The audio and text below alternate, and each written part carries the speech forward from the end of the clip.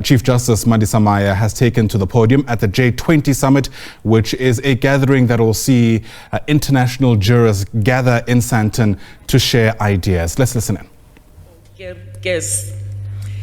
President of the Supreme Court of the United Kingdom, Right Honourable Lord Reid, Chief Justice of England and Wales, Right Honourable Lady Chief Justice Carr, Chief Justice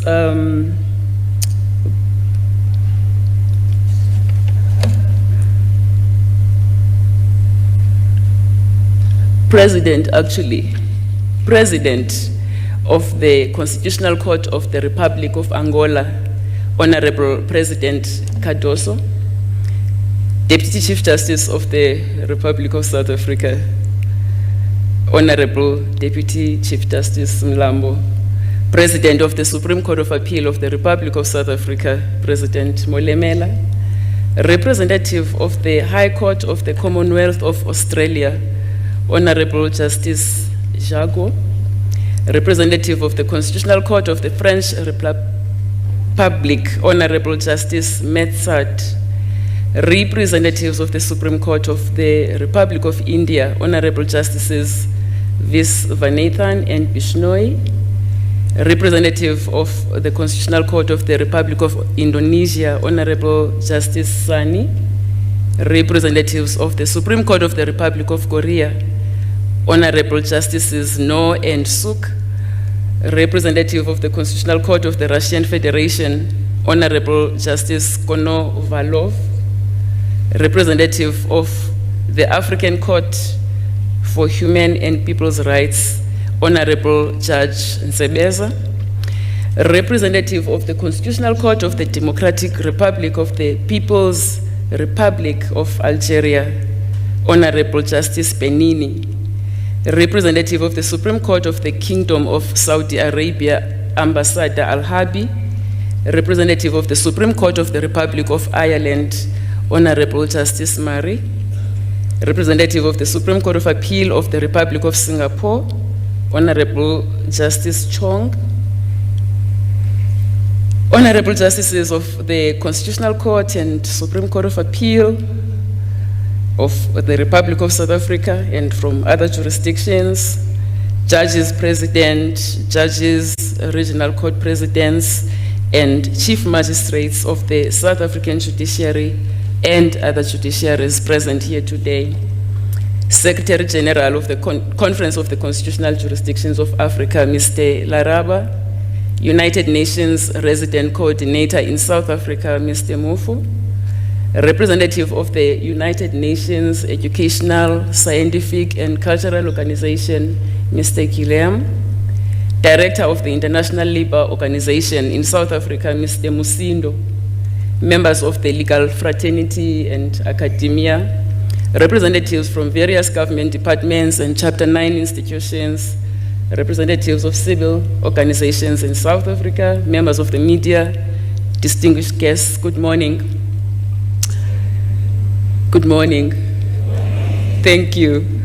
It's a special privilege to deliver this opening address at this August gathering of the heads of the Supreme and Constitutional Courts of the Group 20 members, and to welcome you to the 2025 J20 Summit. On behalf of the Judiciary of the Republic of South Africa, I convey our warm African greetings and deep appreciation for your attendance and participation in this critical dialogue.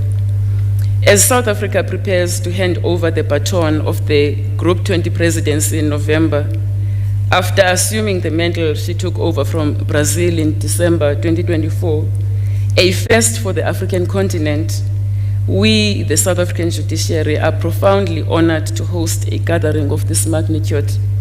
It is by all accounts the inaugural J20 Summit of the Constitutional and Supreme Court leaders in Africa, not just South Africa. We are most heartened and humbled by the presence of so many countries, colleagues who have traveled long distances from all corners of the world to support this event. We are most grateful too to our colleagues from this continent, from the uppermost tip of Africa, Algeria, all the way down to our immediate neighbor, Zimbabwe, just across our northern borders. And the African Court of Human and People's Rights is part of this group. It cannot be overstated that South Africa carries the responsibility of hosting this summit, not just for herself, but for the whole of Africa, her people, and their hope for a just future. This summit is for us more than a mere diplomatic courtesy. It is a historical convergence, a deliberate and necessary assembly of the judicial guardians of the free world at a time when the pillars of democracy and human dignity are under unprecedented strain, and the very foundations of justice are being tested and reshaped by global change. In the grand tapestry of human progress, there are moments that demand not just reflection, but resolution, moments that call upon the stewards of justice to step forward and affirm power of the law, the enduring power of the law, in an imperiled world. This is one of those moments. The judiciary has always been the sentinel of society, the neutral ground upon which the powerful are held to account and the vulnerable find their voice. We are the custodians of the social contract, entrusted with the sacred duty to interpret not only the letter of the law, but also its spirit, the timeless pursuit of fairness, equity, and truth. And on our watch, the instruments of justice upon which humanity relies to maintain social order and prosperity of her nations are being most ruthlessly tested by a new and alien class of challenges, challenges that are amorphous, borderless, and are evolving at a pace that often outstrips the deliberate cadence of the law. It is now not so unusual for our courtrooms to adjudicate cases that involve interests straddling continents. Our court rolls abound with disputes born in the digital realm and difficult social dysfunction, and our precedents must wrestle realities which those who came before us could never have imagined. This meeting stands to show an inexorable evolution in global governance and the recognition that the judiciary is an indispensable pillar in addressing the most pressing challenges of our time. Our forum, the Judiciary 20, is an integral part of the Group 20 and represents the third branch of state in this important forum for international economic cooperation.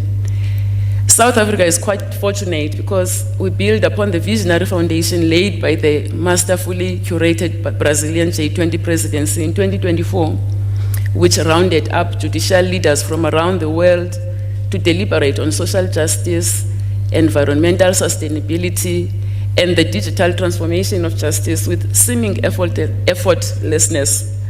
The South African delegation, which attended the Rio Summit, spoke very highly of their experience there.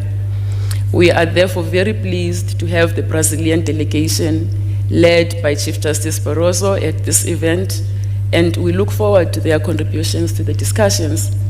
Their legacy, which is meticulously documented in their official portal, provides a valuable framework for our continued dialogue and is a powerful model for how the judiciary can contribute to the G20's mission of fostering global stability and sustainable development. All right, we've been listening to Mandisa Maya speaking in Sandton. She's delivering the welcoming remarks for the J20. That's essentially a gathering in the lead up to the main G20 summit, but specifically for international jurists. Essentially, she's hosting her counterparts from around the world.